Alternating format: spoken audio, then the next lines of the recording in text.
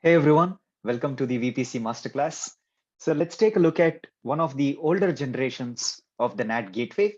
So this was called as NAT Instances, which was actually the previous generation to the NAT gateway. And it's an EC2 instance, nothing but with the NAT AMI.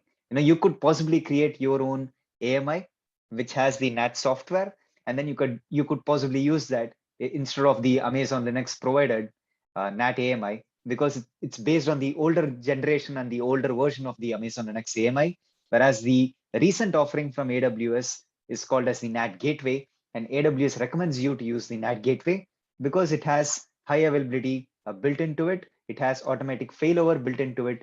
You could place the NAT gateway across multiple availability zones for automatic failover. And at the same time, NAT gateway supports IPv6 traffic, whereas NAT instance does not support IPv6 traffic.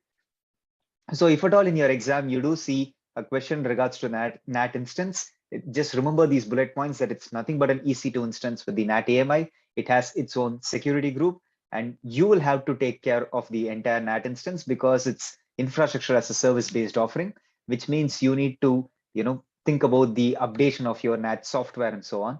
And it's limited in terms of bandwidth to the EC2 instance size that you use. So if it's a one virtual CPU, 1 GB of RAM, it may not be able to take a lot of network traffic.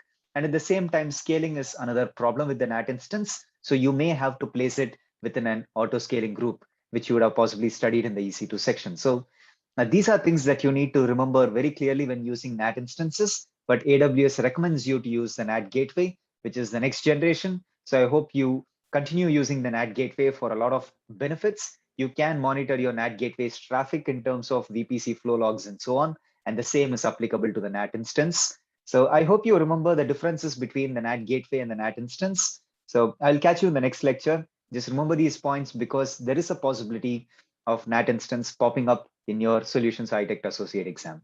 So with that being said, I'll catch you in the next video.